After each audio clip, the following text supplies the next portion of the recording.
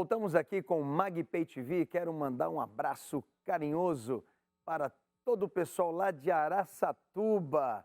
Estive lá na última segunda-feira e pude ser muito bem recebido calorosamente pela Rose, pelo Leandro, pelo Juninho, pelo Claudinho, Fernando e o meu querido Luciano, pessoal lá da JN Distribuidora e da Fernandes Logística, que também, a partir de agora, serão grandes parceiros do Banco Digital MagPay. Um grande abraço ao grupo JCLF Holding, na pessoa do Luciano, a quem eu mando um grande abraço e parabéns pela filha que passou aí no vestibular da FGV. Muito sucesso para você que passou na FGV, um orgulho para a família aí, tá bom? Um abraço para vocês. Em breve estaremos de novo na belíssima cidade de Araçatuba. E a partir de agora nós vamos acompanhar a entrevista que eu gravei em Brasília com o deputado federal Marcos Pereira. Vamos acompanhar. Estamos aqui com o deputado federal, doutor Marcos Pereira, a quem muito nos honra a sua presença. Estamos aqui em Brasília, respeitando, obviamente, o distanciamento social estabelecido pelas regras e pelas normas internacionais, mas é muito importante que nesse momento nós possamos ouvir do deputado federal Marcos Pereira, representando o estado de São Paulo, e também, como eu já anunciei, primeiro vice-presidente do Congresso Nacional, um pouco sobre a sua vida, viu, deputado? A primeira pergunta que eu queria dizer ao senhor é o seguinte: o senhor teve uma história de superação incrível, né? Da sua infância, e muitos dos nossos telespectadores que estão hoje nesse domingo assistindo em todo o Brasil pela Rede Brasil de televisão, às vezes fala assim: puxa vida, eu nasci sem sorte, eu tenho dificuldade na vida. Foi fácil para o senhor? Muito obrigado, Magdiel. Um abraço para você, para todos os telespectadores da Rede Brasil. Um prazer estar aqui falando com vocês. Olha, não foi fácil, não é fácil para ninguém. Eu sou um daqueles brasileiros, dos milhares de brasileiros espalhados por esse grande país, que tinha tudo para dar errado. Pela minha história, pela minha origem, eu nasci de uma empregada doméstica, de uma relação entre uma empregada doméstica e o seu patrão. A minha mãe era empregada doméstica, morava na casa do patrão em São Paulo. Ela era originalmente do Espírito Santo, mas morava em São Paulo. E ficou grávida do dono da casa, escondeu a gravidez até o 7º mês, e depois ela voltou para o Espírito Santo, o seu estado natal, e se hospedou numa pensão às margens da BR-101, na cidade de Linhares. E lá ela me teve, e tinha um cidadão que tinha uma oficina mecânica ao lado da pensão, que já tinha externado para a dona Mariquinha, a dona da pensão, que inclusive foi a parteira que fez o parto. Uau. Que eu não nasci no hospital, nasci na pensão, no quarto do hotel. Tinha dito para ela que ele gostaria de adotar uma criança, que a mulher dele não podia ter filhos. E no dia que eu nasci, eu fui adotado por esse casal, lá do Espírito Santo. Convivi com eles até os 5 anos de idade. Quando eu tinha 5 anos, eles se separaram. E dos 5 anos em diante, eu fui criado pela minha avó paterna adotiva, mãe do meu pai adotivo. Eu não conheço meus pais biológicos até hoje. Olha só. E a minha avó já tinha criado 13 filhos. Ela teve 13 filhos biológicos. E depois acabou de me criar. Todas as vezes que perguntavam para ela: quem é esse menino? Ela dizia: é filho de criação do meu filho que eu estou acabando de criar. Uau. Era uma família muito pobre, mas muito digna, com caráter muito bom, uma boa formação humana, lá do interior do Espírito Santo. Vivemos a vida toda numa casa de madeira, muito pobre, muito simples. Estudei a vida toda em colégios públicos e, por causa dessa falta, dessa ausência de pai, mãe, de referência, eu tentei o suicídio 2 vezes antes dos 17 anos de idade, mas, evidentemente, que superamos. Hoje eu estou aqui, graças a Deus, graças ao trabalho, ao esforço, como primeiro vice-presidente da Câmara dos Deputados e do Congresso Nacional, como você falou, como deputado federal, sou advogado, professor de Direito. Por isso eu acho que todas as pessoas que tiverem oportunidade, e nós temos que trabalhar para dar oportunidade para as crianças brasileiras, elas poderão ser alguém na vida. Porque eu tinha tudo para ser ninguém, e hoje estou sendo alguém.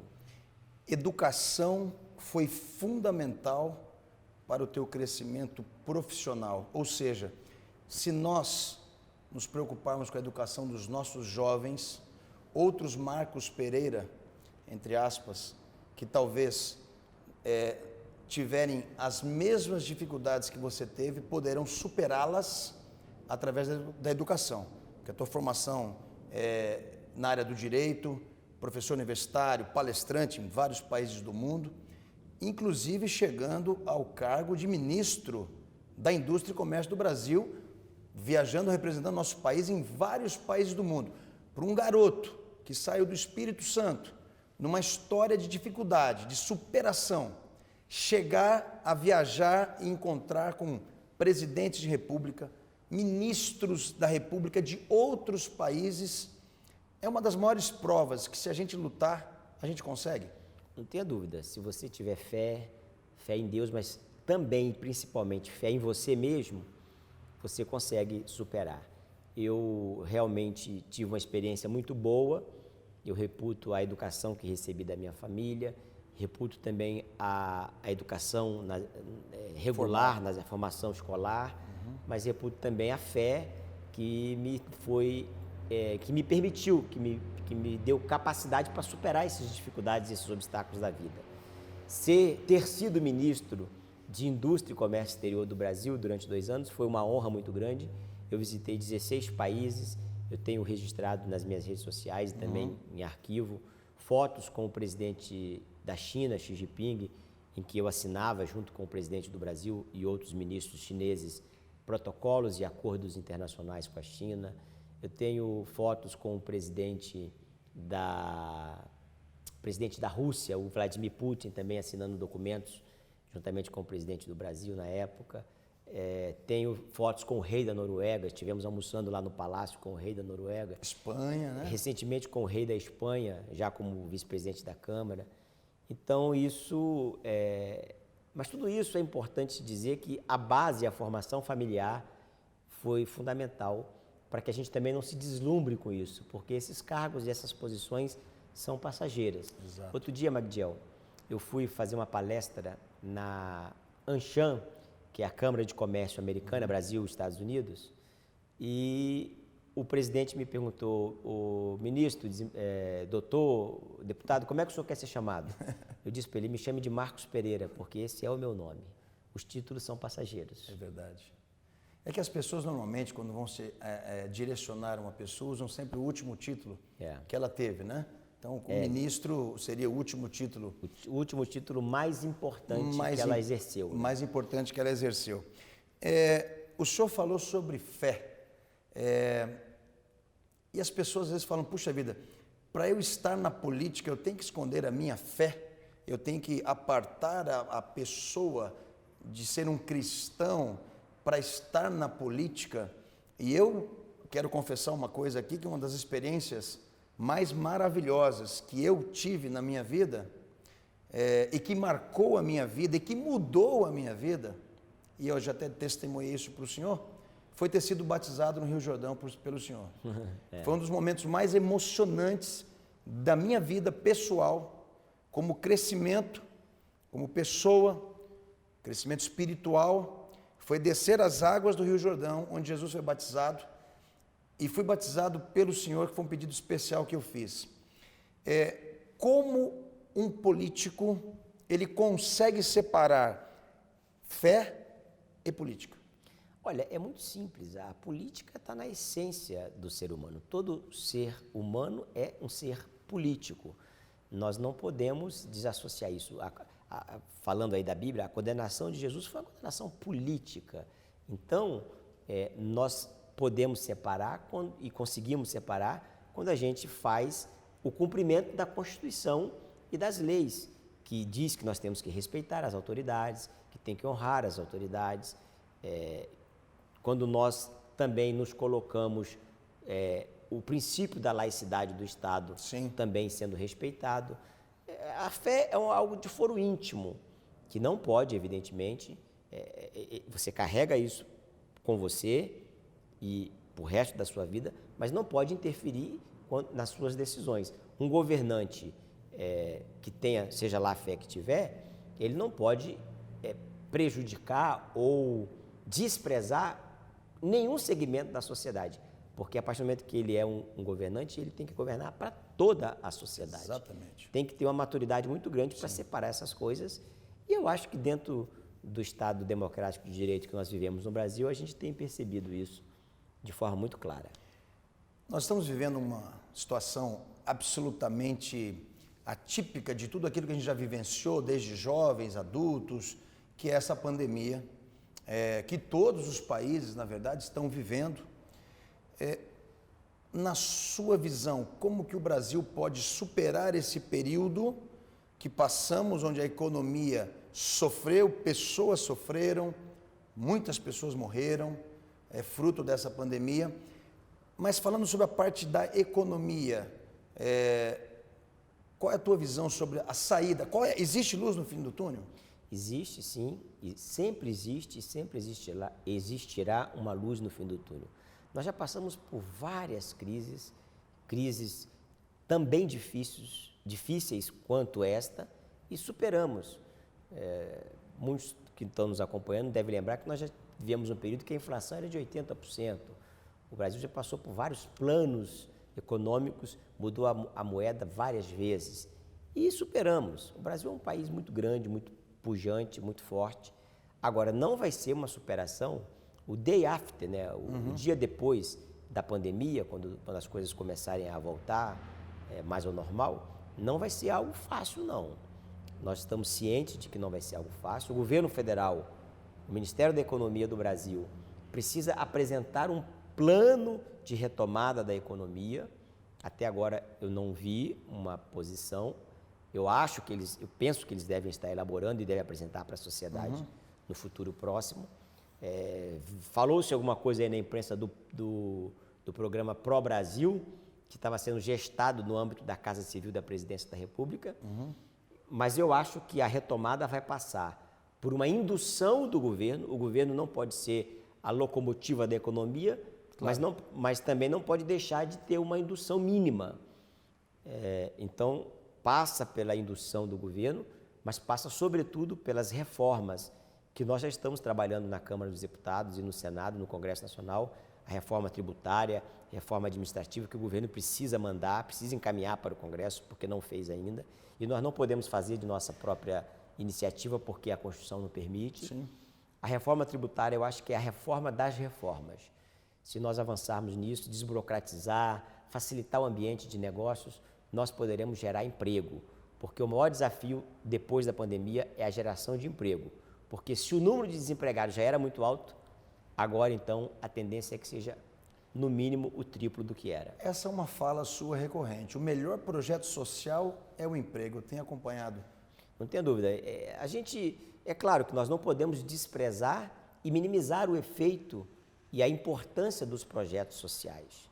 Mas não tenha dúvida que o melhor programa social é o emprego. As pessoas têm dignidade quando elas têm dois endereços. O endereço da sua residência e o endereço do trabalho. Ela sai de casa de manhã e ela tem um endereço para ir, para ganhar o seu pão de cada dia, para sustentar a sua família. E à noite, quando ela termina, final da tarde, início da noite, quando ela termina o seu expediente no seu trabalho, ela tem um endereço para voltar, que é o endereço de casa. Se o ser humano não tem esses dois endereços, quando ele tem esses dois endereços, melhor dizendo, ele tem dignidade completa. Quando ele só tem um, ele tem a dignidade pela metade. Quando ele não tem nenhum dos dois, ele não tem dignidade, infelizmente. Fantástica. E nós precisamos trabalhar para dar essa dignidade para a população brasileira. Nós estamos chegando quase no final da nossa entrevista, mas, obviamente, vamos passar agora por eleições municipais. Além de todo o currículo do doutor Marcos Pereira, do deputado federal Marcos Pereira, do ministro, o senhor também hoje exerce a presidência do Partido Republicanos, que passou do nome de PRB para Republicanos. Milhares de pessoas estão vendo essa nossa entrevista em todo o Brasil, pela Rede Brasil de televisão. Como o brasileiro deverá escolher, no pleito agora, municipal, o seu executivo, os seus prefeitos das suas respectivas cidades e também seus vereadores. Qual é a visão de escolha? Primeiro, se você me permite, eu queria dizer que essa eleição, a eleição municipal, no meu ponto de vista, é a eleição mais importante para os cidadãos em geral. Porque é no município que as pessoas nascem, crescem, criam raízes, formam famílias e morrem. Exatamente. Tudo começa no município. Você tem a sua família ali, você tem a sua casa, você tem as escolas. Se você tem um problema de saúde, você é atendido primeiramente logo ali no pronto-socorro, ou na UBS, ou na UPA, enfim. Os problemas estão principalmente no município. E o político mais próximo do cidadão são os vereadores e o prefeito. São os representantes, porque os está ali vereadores. próximo, um governador de estado. A pessoa que mora no interior, ela não consegue ter acesso ao governador, mas pode ter acesso ao prefeito, pode ter acesso ao vereador. Às vezes ela não consegue ter acesso ao deputado federal, que está em Brasília 3 vezes por semana, tem que sair lá do estado, vir para Brasília.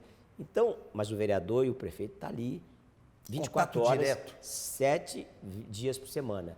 Então, essa é uma eleição importantíssima porque o contato do cidadão é direto.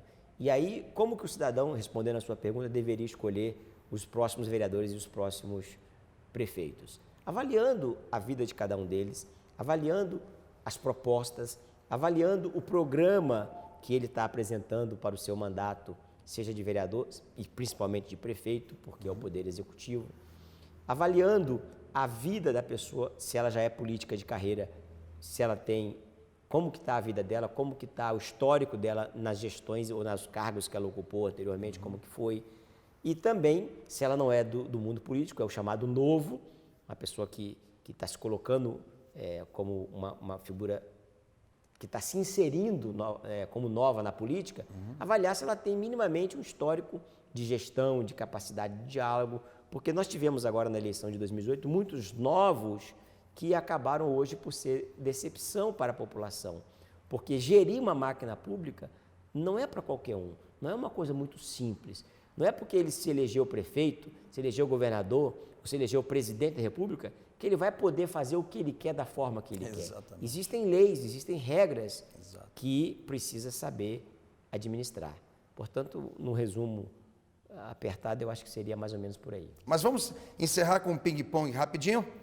Um livro. A Bíblia. A Bíblia. Um filme.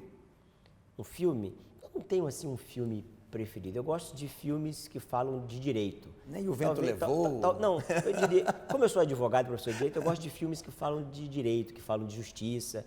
Eu diria então 11 cabeças e uma sentença. 11 cabeças e uma sentença. Vai anotando as dicas aí. É um filme muito antigo, viu? Vai anotando as dicas aí, mas tem como procurar. Seu texto bíblico favorito? Conhecereis a verdade vos libertará. E aí não tem nada a ver com o Bolsonaro, é um texto que eu gosto já há muito tempo, porque ele é realmente verdadeiro. Bem antes dele ser presidente da República. Muito antes, há 30 e tantos anos. Presidente, muita gente tem desejos na vida que não foram realizados. Você tem algum desejo que você não conseguiu realizar até agora? Olha, desejo pessoal eu não tenho, porque eu acho que, contei aqui um pouco da minha história, eu acho que eu já cheguei no nível que poucos brasileiros chegaram, principalmente tendo tido a origem que eu tive e a infância que eu tive. Agora, no ponto de vista mais macro, o meu desejo é ver diminuída a desigualdade entre a sociedade brasileira. Todo político, eu imagino, presidente, tenha alguma referência, ou internacional ou nacional, de um político que fala, poxa, eu me espelho nesse político pelo que ele foi, pelo que ele fez, ou pelo legado que ele deixou no Brasil ou no mundo. Existe algum político? Winston Churchill. Winston Churchill, essa aí foi rebuscada. Realmente é um estadista. Todos que leram a sua biografia, a sua história, e como ele manejou, principalmente o período de guerra, sabe da importância dele não só para a Inglaterra, não só para o Reino Unido, mas para a humanidade. Para a humanidade toda. Um cantor? Um cantor? Olha, tem um que é capixaba, hein? Roberto Carlos. Eu gosto muito de Roberto Carlos. Vai, pô, o Roberto Carlos é um belo nome. Eu gosto muito de ouvir. Induzi. Não, mas eu gosto muito de ouvir Roberto Carlos. É que assim, eu sou muito eclético, ouço de tudo, entendeu? Uma cantora, então. Uma cantora, como é que eu poderia dizer uma cantora? Celine Dion. Até porque eu já assisti o show de Celine Dion 3 vezes em Las Vegas e eu gosto muito. É fantástico. Agora, acho que todo mundo deve estar perguntando qual que pode ser o hobby de um deputado federal com tanta atividade. Qual é o seu hobby favorito? Eu gosto de ler. Até pela origem da profissão, você sabe que quem é do direito tem que ler muito, tem que estar sempre se atualizando, lendo as mudanças nas leis, os livros, os processos. Então, eu sempre que posso estou lendo alguma coisa. Uma lembrança da infância? Uma lembrança? Uma correção que o meu pai adotivo, uma vez eu fui passar férias com ele, como eu disse, fui criado pela minha avó paterna adotiva dos 5 anos até quando me casei, aos 19 anos. E eu tive uma correção que ele me fez de um erro que eu cometi, que eu nunca esqueço, mas foi para a vida toda. Essa é a lembrança que te marcou. Bom, estamos terminando. Uma grande paixão. Margarete Pereira, a única. Eu tenho o prazer também de conhecer a dona Margarete, a quem eu mando um grande abraço carinhoso.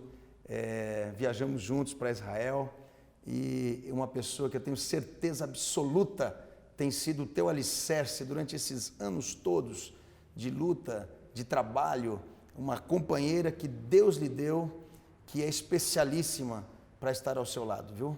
Parabéns. Sem dúvida, ela é uma pessoa muito querida por todos. Eu tenho certeza que sem ela eu não teria chegado onde eu cheguei. E para terminarmos, qual é o teu sonho? O meu sonho, como eu disse, é ver a sociedade brasileira mais igualitária. Não igual, porque não, a maior justiça é a igualdade, mas mais diminuir a desigualdade social que existe no Brasil, ter mais educação, mais saúde. E não é conversa de político, não. Eu sempre pensei nisso e eu acho que é importante que se pense nisso. E isso se passa pelo emprego. Eu volto naquela colocação anteriormente, no bloco anterior, o melhor programa social é emprego. A pessoa tem que ter emprego, tem que ter dignidade. Que as pessoas sejam mais felizes.